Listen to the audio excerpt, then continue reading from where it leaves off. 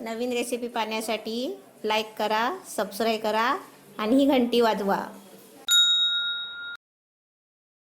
नमस्ते, मी उपमा बनवते आणि उपमा आहे ना मी म्हणजे सगळं मिक्स करून साठवून ठेवायचं प्रकार दाखवते. म्हणजे तुम्हाला आता मी थोडासा एक वाटी केला ना की परत ते 2 वेळा बनवायचं, असा मी प्रकार तुम्हाला करून दाखवते. हे तुम्ही साहित्य कसं महिनाभर वापरू शकता, महिना दीड महिना असं.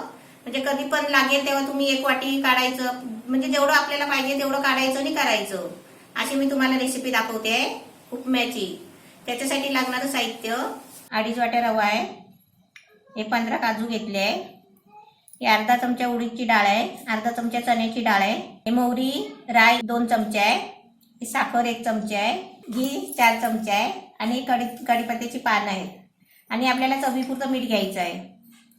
पहिलं मी काय करते, हे सगळं आहे ना तडक्याचं साहित्य तुम्हाला दाखवते करून. आता कढईमध्ये पहिलं घी टाकते. चण्याची आणि उडदाची डाळ आहे, उडदाची डाळ आणि चण्याची डाळ आहे ना चांगली जरा भाजून घ्यायची फ्राय करून. यात जरा कलर वेगळा झाला ना त्याचा, मग त्याच्यामध्ये आहे ना मोहरी टाकायची.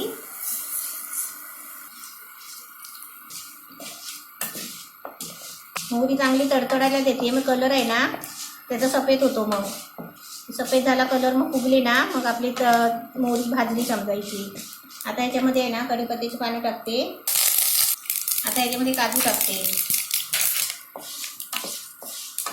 तयारी करून ठेवली ना मग मुलं कशी माहिती आहे, पटकन आपलं पाणी उकळायला ठेवलं की पटकन करून खातील. मग त्याच्यासाठी तयारी करून ठेवायची. काजूचा कलर पण म्हणजे चेंज व्हायला आला आहे. आता हे सामान आहे तडक्याचं, हे सगळं असं मोठ्या बाउलमध्ये काढून घ्यायचं आणि याच्यामध्येच आहे ना आपल्याला रवा भाजून घ्यायचा आहे.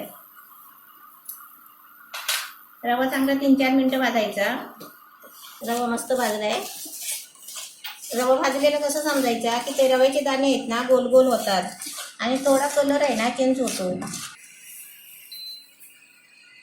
हे आहे ना तडक्याचं सामान आपण भाजलेलं ना पहिलं साहित्य, त्याच्यामध्ये रवा मिक्स करायचा आणि थंड झाला ना की आपल्या पॅक बंद डब्यामध्ये भरून ठेवायचं. आणि आपल्याला जेव्हा पाहिजे ना तेव्हा 1 वाटी 1.5 वाटी काय 2 वाटी पाहिजे असेल ना तसं आपण करायचं.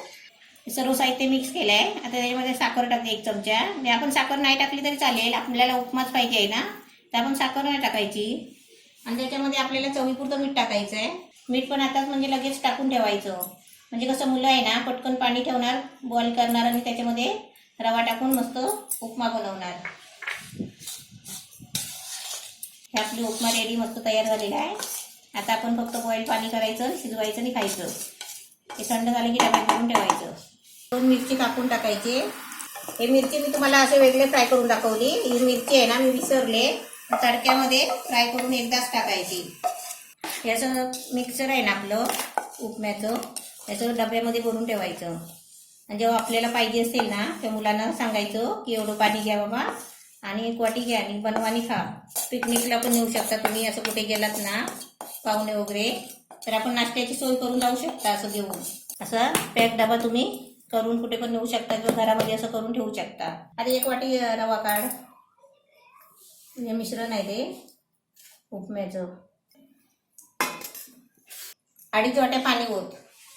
आता हे पाणी आहे ना बॉईल व्हायला द्यायचं. पाणी गरम झालं आहे, चांगला उकळी आली आहे.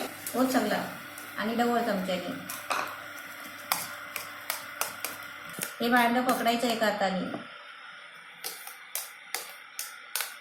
आता याच्यावरती आहे ना 2 मिनिटासाठी झाकण ठेवायचं. मग आपला उपमा एकदम मस्त रेडी.